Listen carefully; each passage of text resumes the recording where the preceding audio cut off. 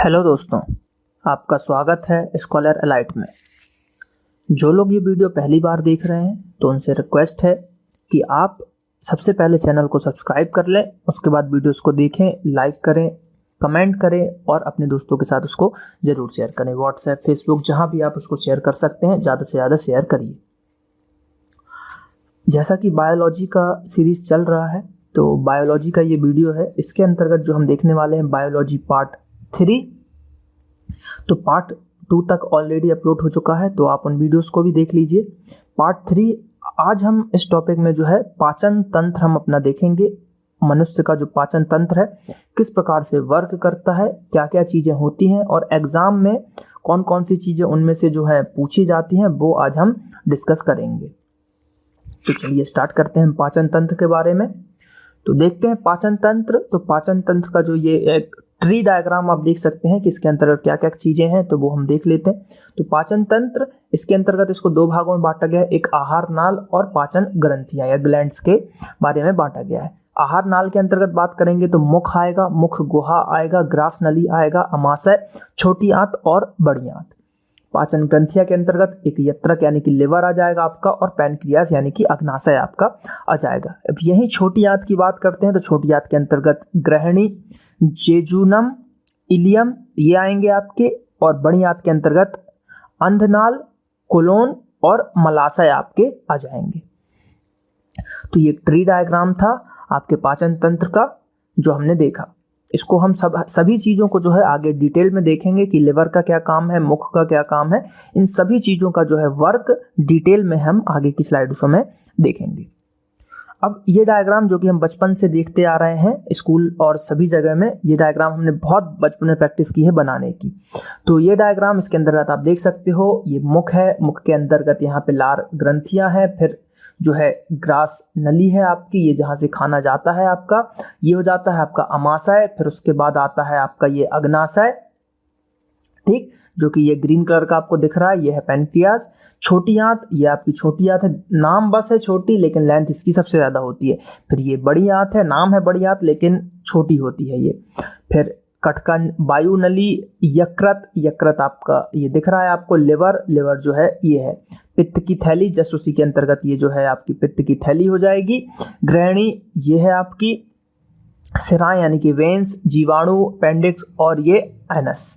तो इस टाइप से जो है आप इसको देख सकते हैं। तो ये डायग्राम जो है थोड़ा सा समझने के लिए अच्छा है कि जैसे कि आपको क्वेश्चन अगर पूछ लिया जाता है कि पेट में पहले खाना अमाशय में पहुंचता है कि पहले अग्नाशय में पहुंचता है, ऐसा कुछ भी क्वेश्चन पूछा जा सकता है, तो आपको बता सकते हैं कि नहीं भाई अमाशय में पहले पहुंचता है खाना, है ना, ऐसा आप बोल सकते हो। चलिए अब जो है अब हम इन चीज़ों को जो है डिटेल में समझने वाले हैं, हर टॉपिक को एक डिटेल में देखेंगे। तो बात करते हैं पाचन तंत्र की। तो मनुष्य में पाचन जो है कहाँ से स्टार्ट होता है? मुख से स्टार्ट होता है, माउथ से। यानी कि जैसे ही आप मुख में खाना डालते हो तो दांत से आप चबाते हो, फिर उसमें जो है लार वगैरह मिलती है, तो पाचन मुख से ही स्टार्ट हो जाता है। तो ये मोस्ट आईएमपी क्वेश्चन है, सीधे क्वेश्चन पूछा जाता है। क्वेश्चन ये पूछा जाता है कि मनुष्य में जो है पाचन कहाँ से स्टार्ट होता है? तो मनुष्य में जो पाचन है मुख से स्टार्ट होता है, मुख से स्टार्ट होकर गुदा तक होता है। इसमें निम्नलिखित भाग हैं जैसे कि मुख, ग्रसनी, अमाशय, छोटी आंत, बड़ी आंत और मलाशय। बात करते हैं मुख की। तो इसमें जो है लार ग्रंथियां पाई जाती हैं, सलाइवा ग्लैंड्स होता है जिससे लार निकलकर भोजन में मिल जाता है और अम्लीय रूप प्रदान करता है, यानी कि भोजन से मिलकर लार अम्लीय रूप प्रदान करता है। तथा लार में पाए जाने वाले एंजाइम जो कि जैसे कि एमाइलेज,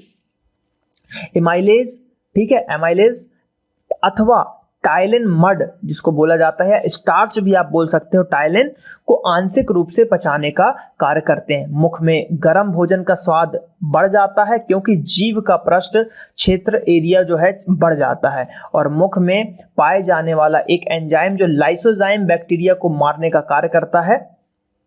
मुख में पाए जाने वाला एक एंजाइम है जो कि लाइसोजाइम बैक्टीरिया को जो है मारने का कार्य करता है। भोजन की अगर हम बात करें तो भोजन मुख के आगे पाचन तंत्र में जो है क्रमाकुचन गति से बढ़ता रहता है, मतलब धीरे धीरे जो है वाइब्रेशन करते हुए खाना जो है क्रम बाय क्रम जो है बढ़ता जाता है।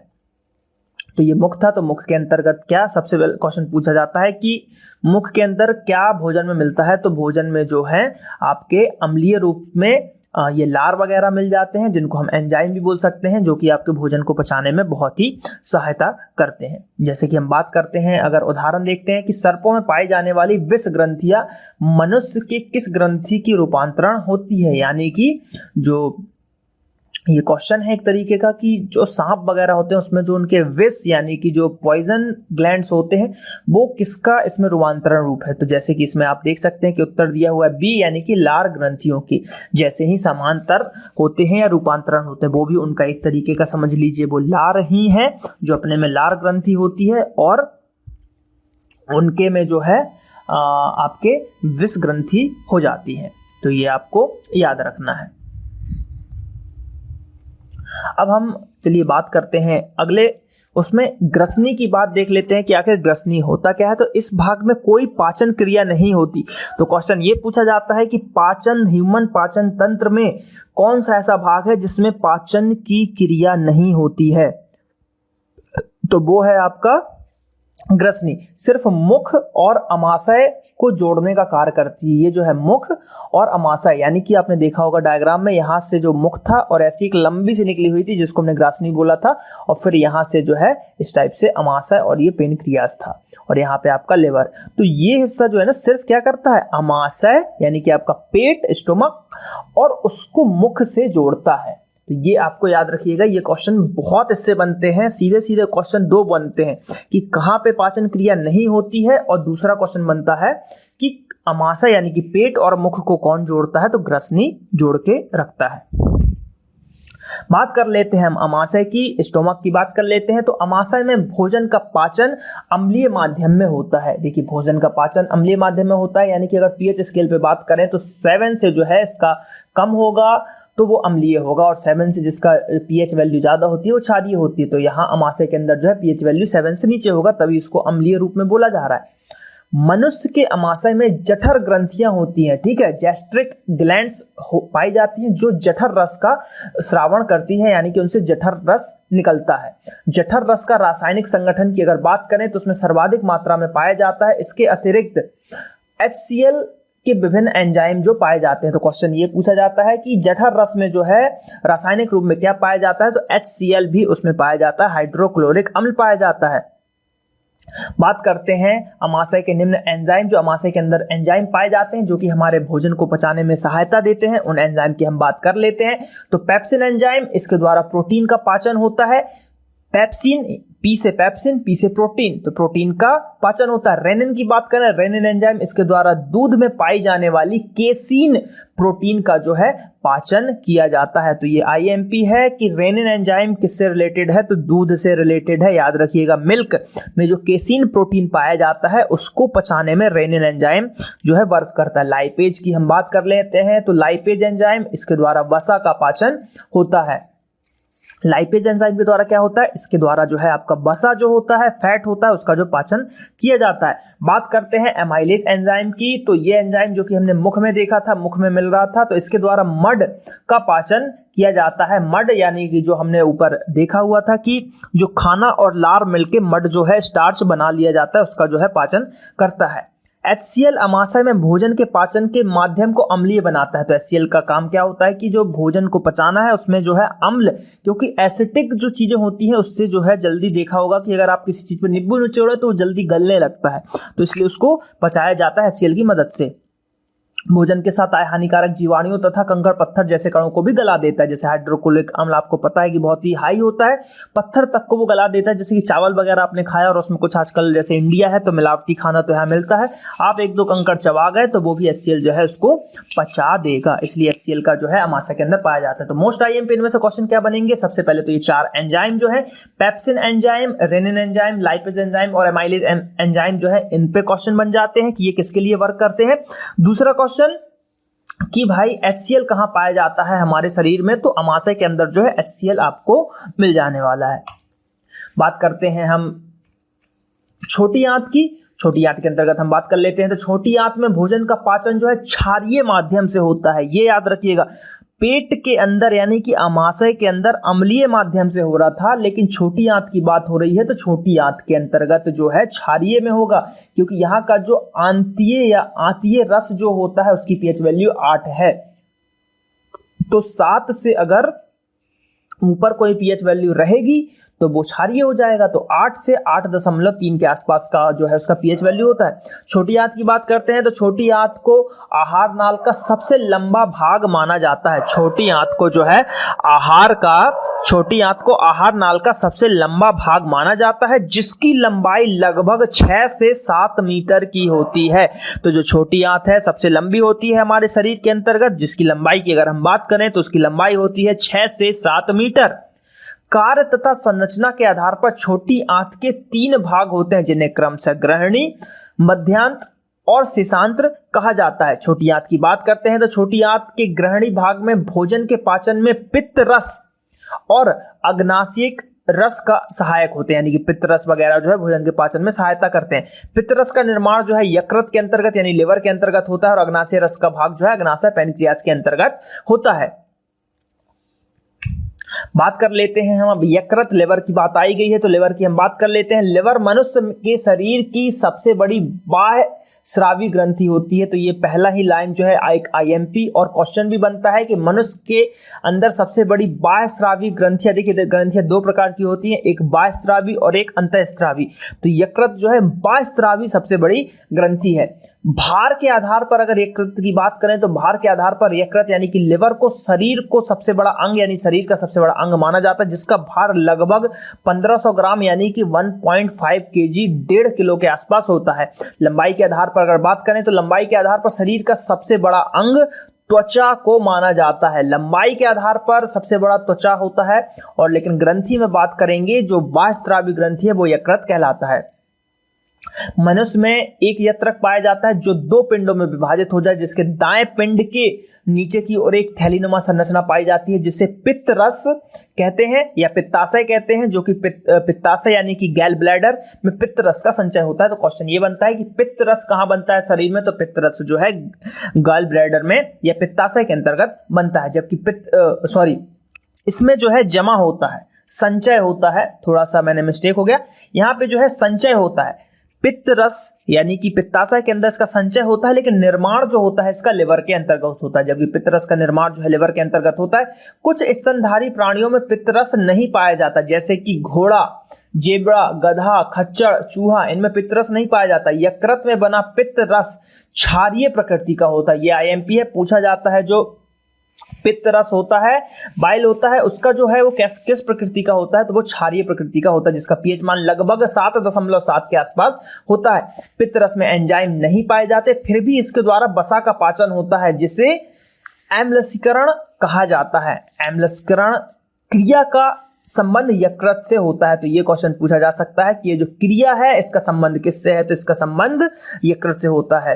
तो जो पित्त रस है वो वसा का भी पाचन कर देता है, लेकिन उसमें कोई एंजाइम नहीं पाए जाते, ये आपको याद रखना है। बात कर लेते हैं हम अब अग्नाशय की। अग्नाशय यानी कि पैनक्रियास। तो अग्नाशय मनुष्य के शरीर का ऐसा अंग है जो मिश्रित ग्रंथि या मिक्स्ड ग्लैंड्स के अंतर्गत आता है। अग्नाशय में बाह्य स्रावी भाग के रूप में अग्नाशय नलिका पाई जाती है, जबकि अंतःस्रावी भाग के रूप में लैंगरहैस की द्वीपकाएं या लैंगरहैस की जो है द्वीपकाएं पाई जाती हैं। लैंगरहैस की द्वीपकाओं का निर्माण 3 प्रकार की कोशिकाओं में होता है, जैसे कि अल्फा, बीटा और गैमा। देखिए अग्नाशय जो है ये मिक्स ग्लैंड्स में सबसे बड़ी मिक्स ग्लैंड्स है, यानी कि दोनों बाह्य स्रावी और अंतःस्रावी दोनों प्रकार की है। तो इसकी अंतःस्रावी जो इसकी बाह्य स्रावी कौन सी है, अग्नाशिक नलिकाएं, और बाहरी जो है जिसके अंतर्गत 3 आती हैं, अल्फा, बीटा और गामा। और ये जो बीटा कोशिका है ये बहुत आईएमपी है, इसके आगे हम फैक्ट देखते हैं क्या है। अल्फा कोशिका की सबसे पहले हम बात करते हैं तो अल्फा कोशिका में ग्लूकेगॉन हार्मोन का स्त्राव होता है, जो ये हार्मोन रुधिर में ग्लूकोज की मात्रा बढ़ाता है। रुधिर यानी कि ब्लड यानी कि खून में जो है ग्लूकोज की मात्रा बढ़ाता है, और ये अल्फा कोशिका से निकलता है। अब जो मोस्ट आईएमपी जिससे क्वेश्चन ही बनते हैं बीटा कोशिका की बात करें तो ये कोशिका इंसुलिन हार्मोन का जो है स्रावण, यानी कि यहाँ से इंसुलिन हार्मोन जो है निकलते हैं, जो कि रुधिर यानी कि ब्लड में ग्लूकोज की मात्रा को नियंत्रित करता है, और ये जो है मात्रा को बढ़ाता है, और ये ग्लूकोज की मात्रा को नियंत्रित करता है। इंसुलिन हार्मोन के अल्प स्रावण यानी कि कम निकलने से रुधिर में ग्लूकोज की मात्रा जो है बढ़ जाती है, जिससे मधुमेह रोग हो जाता है। क्योंकि देखिए ये क्या कर रहा है, आपका ग्लूकोज ये देता जा रहा है अल्फा कोशिका। अब बीटा कोशिका में अगर कम निकलेगा तो इंसुलिन हार्मोन तो ये ग्लूकोज को कवर ही नहीं कर पाएगा, तो इससे जो है आपके शरीर में जो है डायबिटीज, शुगर का रोग होता चला जाएगा। तो ये बहुत इंपॉर्टेंट है, सीधे सीधे क्वेश्चन पूछा जाता है कि इंसुलिन हार्मोन का जो कहां से निकलता है, तो पेनक्रियास ऑप्शन में नहीं देते, वो देते हैं बीटा कोशिका, अल्फा कोशिका सा। तो पेनक्रियास के अंतर्गत आपके बीटा कोशिका से ये निकलता है, ये आपको याद रखना है, मोस्ट आईएमपी।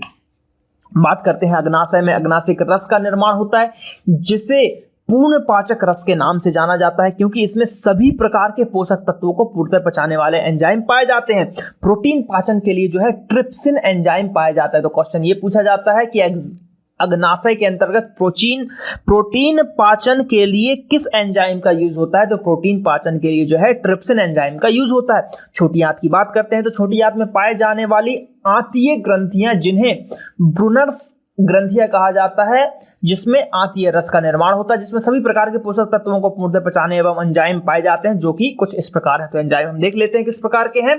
कार्बोहाइड्रेट को देखिए, ये जो पेज अभी आप देख पा रहे हैं, इसमें जितनी चीजें लिखी हैं सब आईएमपी है, पूरे आपको याद करना है, कॉपी में नोट करना है।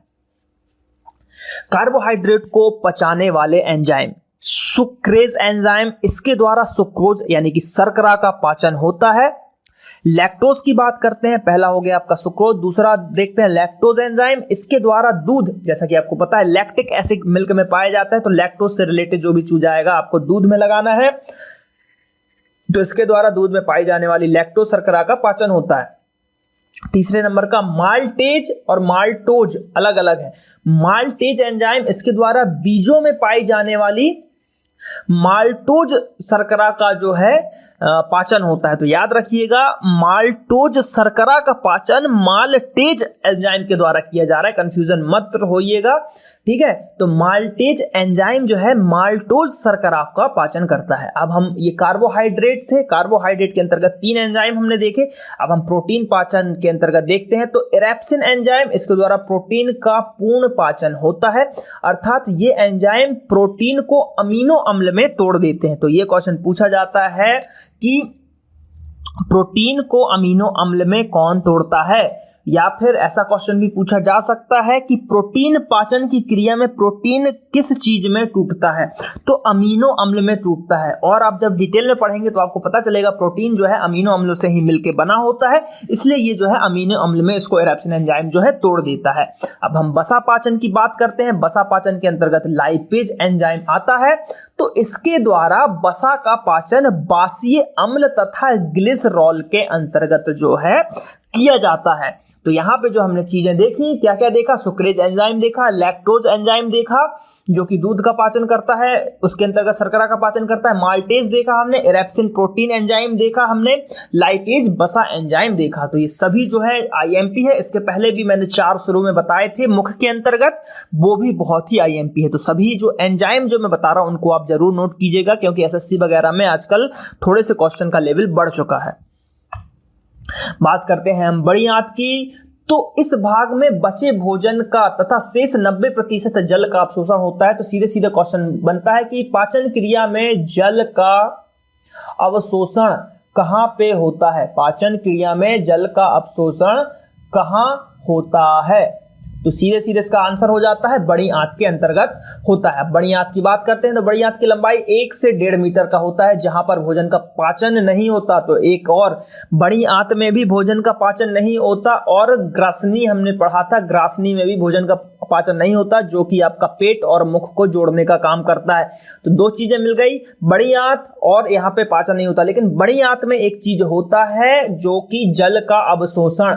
तो ये यहाँ पे आपका पाचन का नहीं पूछेगा, बड़ी आंत का जब भी क्वेश्चन आता है तो सिर्फ यही आता है कि जल का अवशोषण कहाँ होता है, तो बड़ी आंत में होता है। बात करते हैं आगे, कार्य तथा संरचना के आधार पर बड़ी आंत के 3 भाग होते हैं, जिन्हें क्रम से अंधनाल, कोलोन और मलाशय कहा जाता है। बात कर लेते हैं मलाशय की, तो इस भाग में अवशिष्ट भोजन का संग्रह होता है, यहीं से समय समय पर बाहर निष्क्रमण होता है। नोट, सेल्यूलोज एक प्रकार का जटिल कार्बोहाइड्रेट है, पाचन हमारे शरीर में नहीं होता, जिसका पाचन जो है हमारे शरीर में नहीं होता। सेल्यूलोज का पाचन सीकम में होता है। सेल्यूलोज का पाचन जो है सीकम में होता है। सीकम शाकाहारी जंतुओं में पाया जाता है। मनुष्य में सीकम निष्क्रिय अंग के रूप में बचा है, यानी कि मनुष्य में जो है सीकम नहीं है। अंधनाल की बात करते हैं तो से जुड़ी नालिका का संरचना क्रमिरूप परिशेषिका, ठीक है, कहा जाता है। जो मनुष्य के अंदर एक अवशेषी संरचना होती है, अर्थात वर्तमान समय मनुष्य के शरीर में इस संरचना का कोई कार्य नहीं है। देखिए बात यह है कि हम जो अब देखिए ऊपर सीकम की बात हो रही थी, तो सीकम का बोला गया है कि जो शाकाहारी जीव है उसमें पाया जाता है। तो मनुष्य जो है अब शाकाहारी नहीं रह गया, वो जो है मांसाहारी भी हो चुका है, इसलिए ये चीजों का अभाव हो गया। अब जिस चीज का यूज नहीं होगा वो धीरे धीरे खत्म हो जाती है।